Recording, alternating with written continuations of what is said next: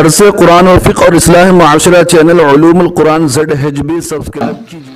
دینداری ہمارے اندر کیسے آئے گی اور ہم متقی کیسے بنیں گے؟ آگے اللہ نے اس کا فارمولہ بیان فرمایا، وَكُونُوا مَعَ الصَّادِقِينَ۔ اپنے اندر دینداری، تقوی، پرہیزگاری پیدا کرنے کے لیے صادقین کے ساتھ رہو، صادقین کے ساتھ رہو۔ یہ نہیں فرمایا عالموں کے ساتھ رہو،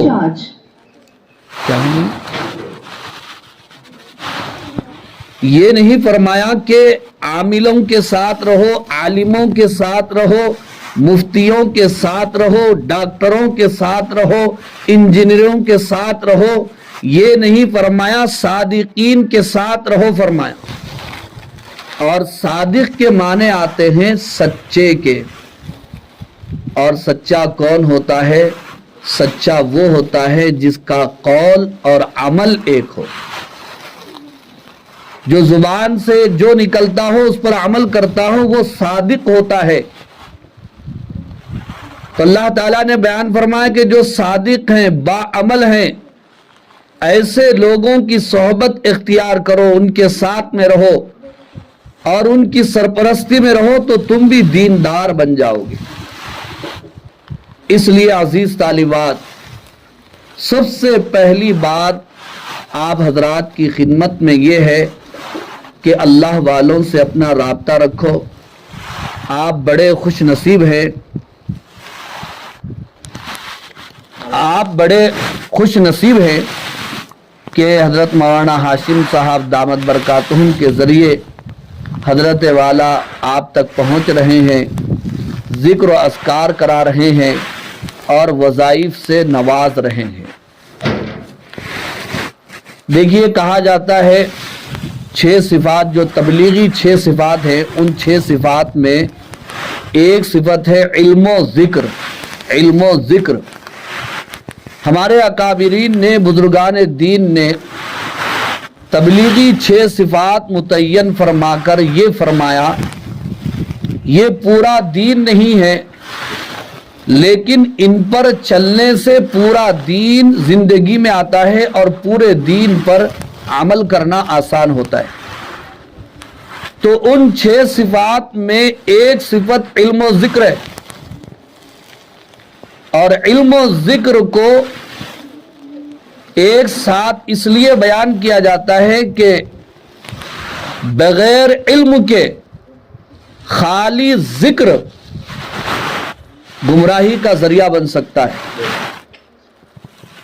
اور بغیر ذکر کے نرا اور خالی علم بھی گمراہی کا ذریعہ بن سکتا ہے۔ گمراہی سے بچنے کے لیے اور ہدایت پانے کے لیے، صراط مستقیم پر چلنے کے لیے علم اور ذکر ایک ساتھ ضروری ہے۔ بغیر ذکر کے علم بھی خطرہ ہے اور بغیر علم کے خالی ذکر بھی خطرہ ہے۔ الحمدللہ ثم الحمدللہ آپ کے لیے دونوں چیزوں کا انتظام ہو رہا ہے۔ صبح سے شام تک، شب و روز آپ کے لیے علم پہنچایا جا رہا ہے، قرآن و حدیث کی تعلیم آپ حاصل کر رہے ہیں، اور اسی کے ساتھ ساتھ حضرت والا کی آمد ہو رہی ہے تو آپ فائدہ اٹھائیں۔ میں نے کسی کتاب میں کسی دور میں پڑھا تھا، جس طرح آدمی کو روزی قسمت سے ملتی ہے، اسی طرح علم بھی قسمت سے ملتا ہے۔ شہر کا رہنے والا یہ نہیں کہہ سکتا کہ دیہات کے رہنے والے سے زیادہ میں اچھی غذا کھاتا ہوں۔ کبھی ایسا بھی ہوتا ہے کہ شہر میں رہنے والے کو وہ غذا نہیں ملتی جو دیہات میں رہنے والے کو اصلی غذا ملتی ہے۔ ایسے ہی عزیز طالبات، کبھی ایسا ہوتا ہے شہری بچے کو، شہری طالبہ کو وہ علم نہیں ملتا جو اللہ دیہات کے رہنے والے بچوں کو ان کی قسمت سے عطا فرماتے ہیں۔ یہ آپ کی علمی قسمت ہے کہ اللہ نے ہمارے حضرت کو آپ تک پہنچایا اور مجھے بھی آپ کی خدمت میں پہنچایا. اس پر اللہ رب العالمین کا شکر ادا کریں. اپنے اندر دوسری چیز یہ ہے صفت شکر پیدا کریں. اللہ رب العالمین نے قرآن مجید میں ارشاد فرمایا لَإِن شَكَرْتُمْ لَأَزِيدَنَّكُمْ وَلَئِن كَفَرْتُمْ إِنَّ عَذَابِي لَشَدِيدٌ. اگر تم میرا شکر بجا لاؤ گے میں تمہاری نعمتوں میں اضافہ کروں گا، اور اگر ناقدری کرو گے تو یاد رکھو میرا عذاب بہت سخت ہے. ناقدری کرو گے تو دی ہوئی نعمتوں کو سلب کر لوں گا، دی ہوئی چیزوں کو کھینچ لوں گا اور محروم کر دوں گا. اور اگر تم اپنے اندر شکر پیدا کرو تو میں تمہاری نعمتوں میں اضافہ کروں گا. لیکن عزیز طالبات معاف کیجئے، عورتوں کے اندر ناشکراپن زیادہ ہوتا ہے. یہ بات میں نہیں کہہ رہا ہوں، اللہ کے نبی صلی اللہ علیہ وسلم نے خود بیان فرمایا کہ میں نے شب معراج میں جنت دیکھی، جہنم کے عذابات دیکھے، تو مجھے جہنم میں مردوں کے مقابلے میں عورتیں بہت زیادہ نظر آئیں. صحابہ نے پوچھا اے اللہ کے رسول، عورتوں کی جو کثرت جہنم میں ہے اس کی وجہ کیا ہے؟ نبی اکرم صلی اللہ علیہ وسلم نے بیان فرمایا کہ عورتیں شوہروں کی نافرمانی زیادہ کرتی ہیں، زبان درازی کرتی ہیں، اور عورتوں کے اندر ناشکراپن زیادہ ہے.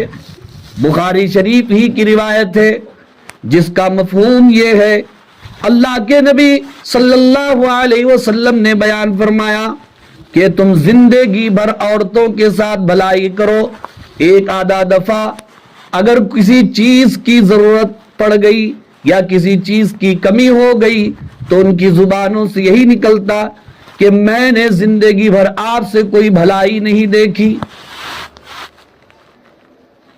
تو اس لیے اپنے اندر صفت شکر پیدا کی جائے.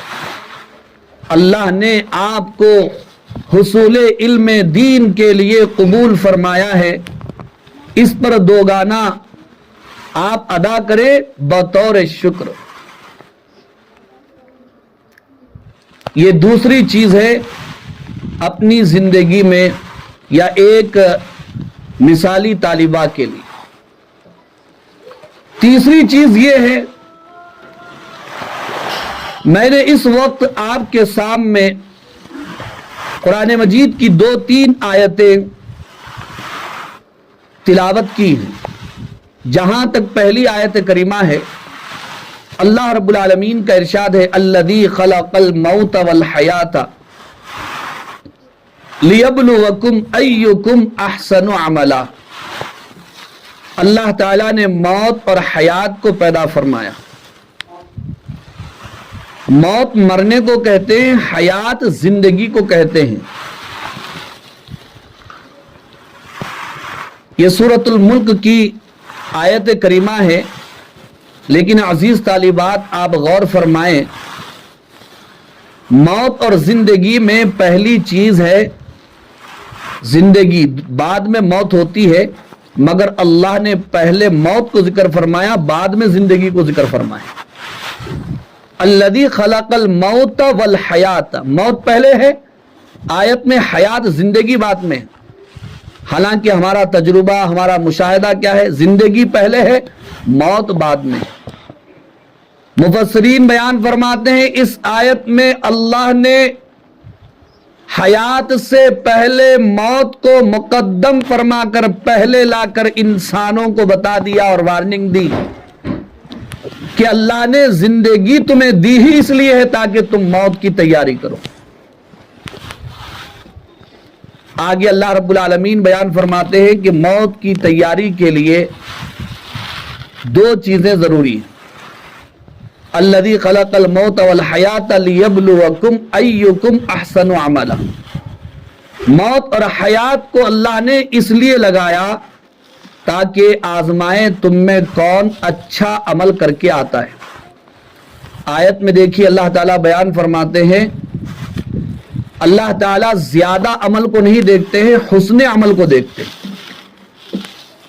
اچھے عمل کو دیکھتے ہیں۔ ہم کھانا بھی کھاتے ہیں گھر کے اندر، نہیں بھئی زیادہ کھانا نہیں ہو، تھوڑا بنو اچھا بنو۔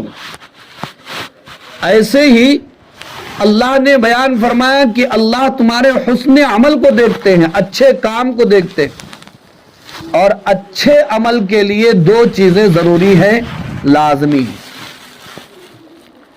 ایک ہے حسن نیت، اور دوسری چیز ہے اتباع سنت۔ اتباع سنت، حسن نیت کیا ہے؟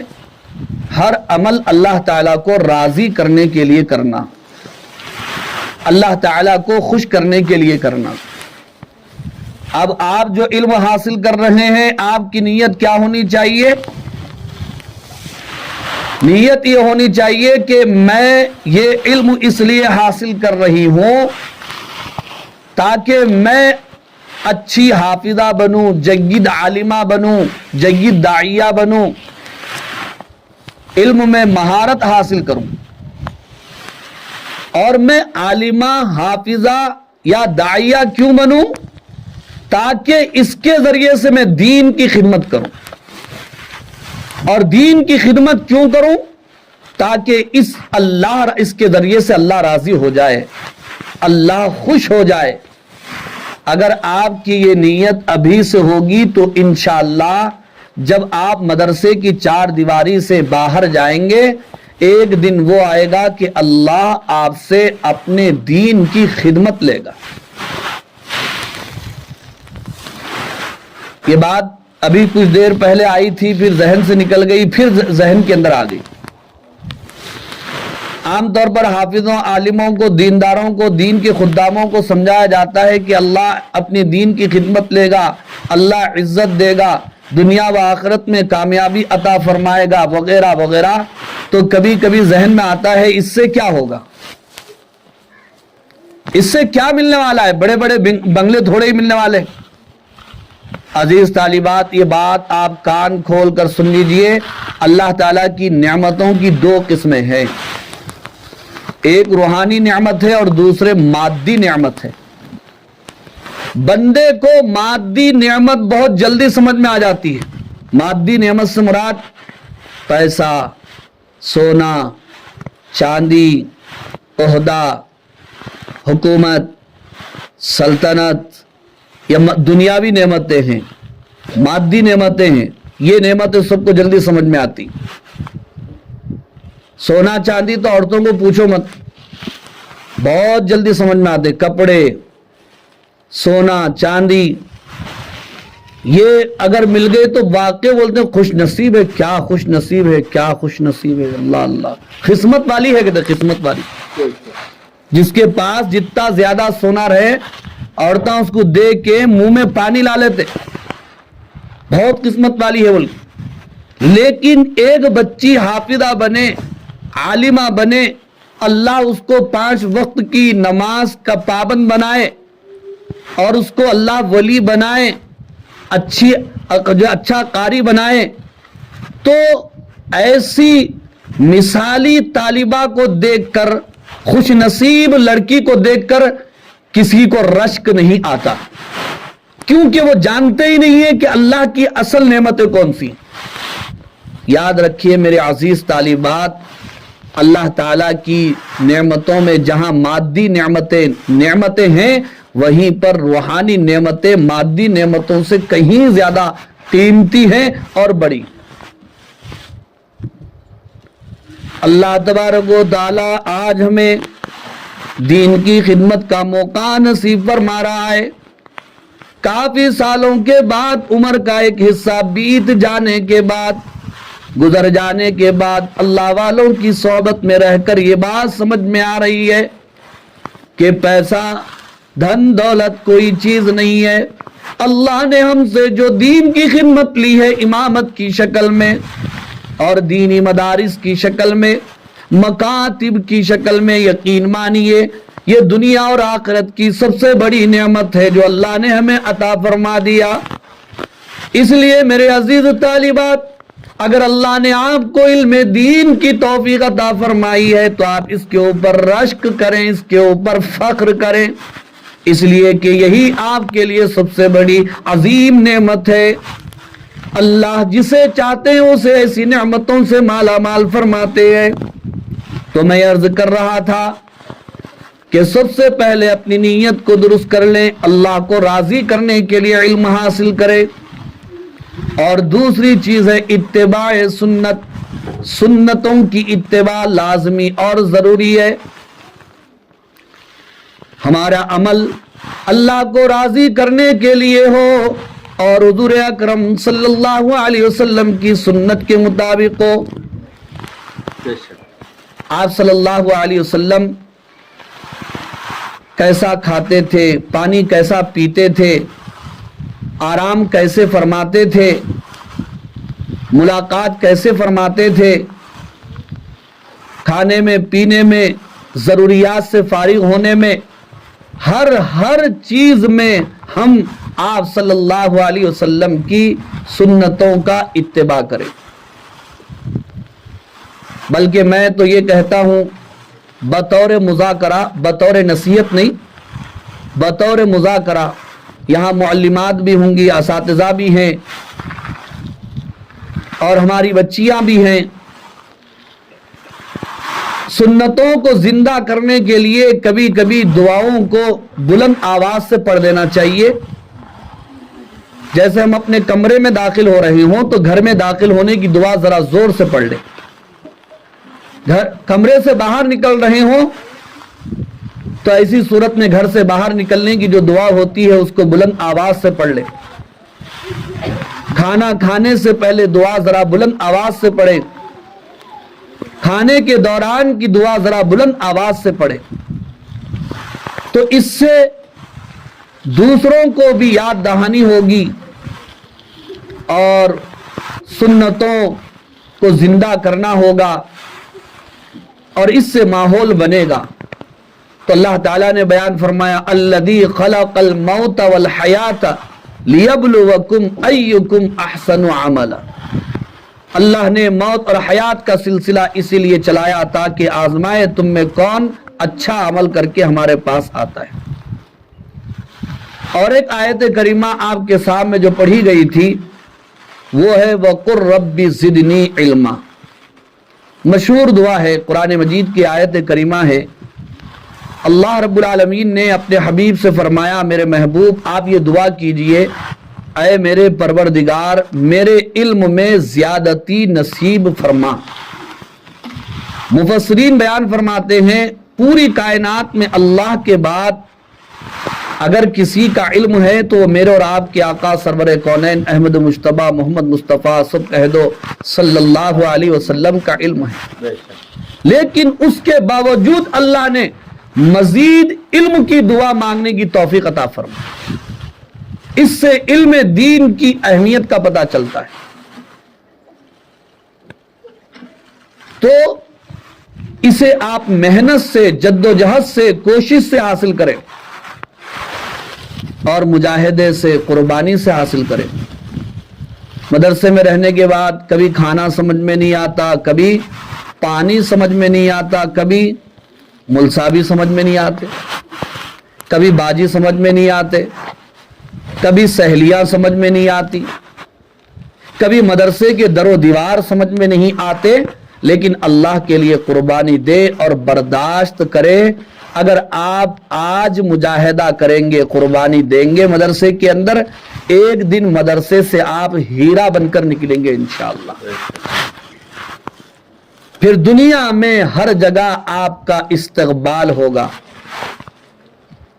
आपके लिए कालीनें बिछाई जाएंगी, आपके नाम के पोस्टर चस्पा किए जाएंगे और दुनिया में अल्लाह वो इज्जत देगा, लोग रश्क करेंगे इंशाअल्लाह।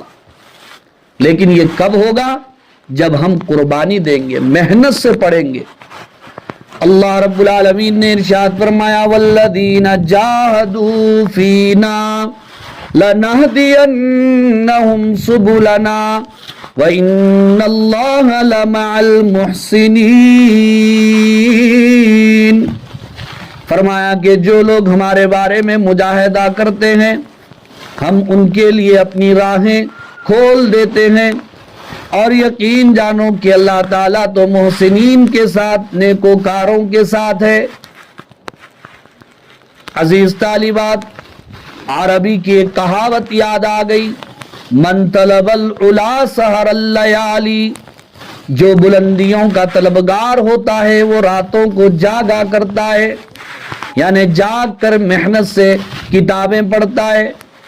اس لیے آپ مدرسے کی اس چار دیواری میں خوب علم کے چشمے سے سیراب ہونا، راتوں میں ہوم ورک کرنا اور دن میں اپنے اساتذہ سے علم حاصل کرنا، اور اسی کے ساتھ ساتھ اپنے اساتذہ کا اور کتابوں کا ادب کرنا، کیونکہ مثال بڑی مشہور ہے، با ادب با نصیب، بے ادب بے نصیب۔ بات دوسری طرف چلی جائے گی اگر میں اور بھی بات چھیڑ دوں، وقت کم ہے۔ ادب کا دامن کبھی نہیں چھوڑنا۔ گستاخ ملعون ہوتا ہے، مردود ہوتا ہے، محروم ہوتا ہے۔ گنہگار بخشا جا سکتا ہے لیکن گستاخ نہیں بخشا جا سکتا۔ اپنی معلمات کا ادب کیجئے، اپنی کتابوں کا ادب کیجئے، اپنے مدرسے کا ادب کیجئے، اپنے مدرسے کے ناظم صاحب کا ادب کیجئے، اپنے مدرسے کے ذمہ داروں کا ادب کیجئے،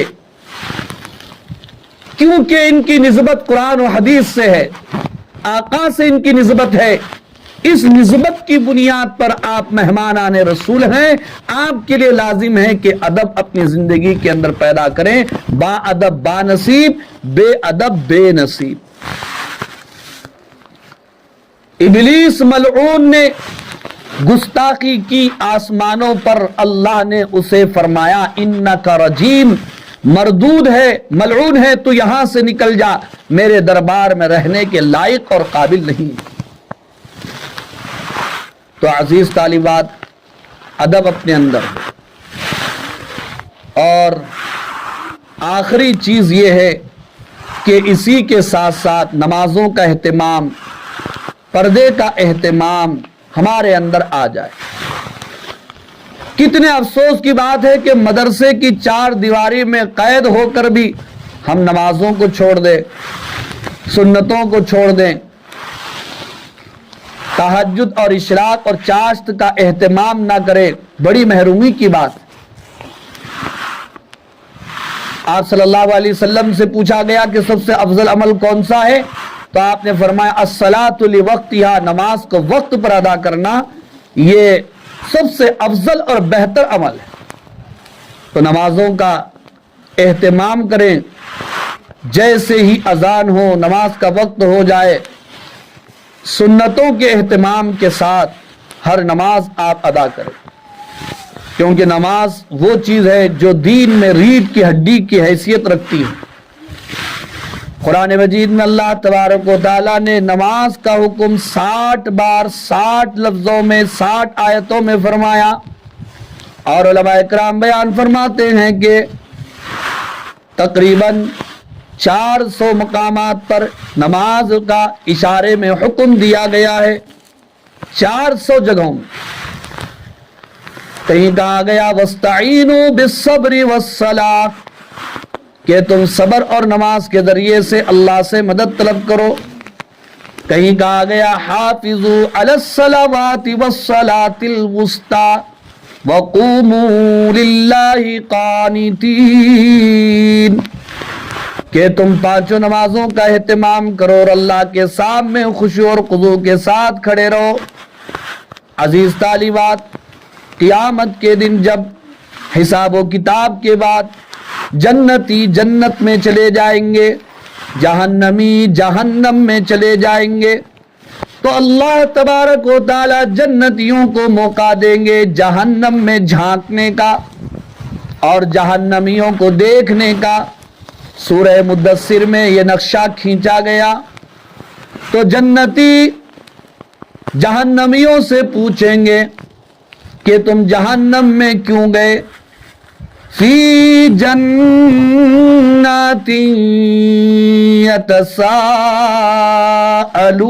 یتساءلون عن المجرمین ما سلککم فی سقر. جنتی پوچھیں گے کہ کس وجہ سے تم سقر میں یعنی جہنم میں چلے گئے. اب آپ ذرا دھیان دیجئے، جنتی پوچھ رہے ہیں جہنمیوں سے کہ تم جہنم میں کیوں گئے. تو جہنمی سب سے پہلے اپنا وہ کون سا گناہ بیان کر رہے ہیں جس کی وجہ سے وہ جہنم میں گئے. قالو، جہنمی کہیں گے لم نک من المصلین، ہم نماز نہیں پڑھا کرتے تھے. اذان ہوتی تھی ہم سوتے تھے، اذان ہوتی تھی ہم کھیلتے تھے، اذان ہوتی تھی ہم بات چیت کرتے تھے، اذان ہوتی تھی ہم کھاتے تھے، اذان ہوتی تھی ہم گپ شپ کیا کرتے تھے، اذان ہوتی تھی ہم دیگر دنیا کے کاموں میں لگے رہتے تھے. لم نک من المصلین، ہم نماز نہیں پڑھا کرتے تھے. اس لیے عزیز طالبات، ہم جہاں ذکر کا اہتمام کریں، تعلیم کا اہتمام کریں، تلاوت کا اہتمام کریں اور دیگر اعمال کا اہتمام کریں، وہیں پر نماز کا سب سے زیادہ اہتمام کریں.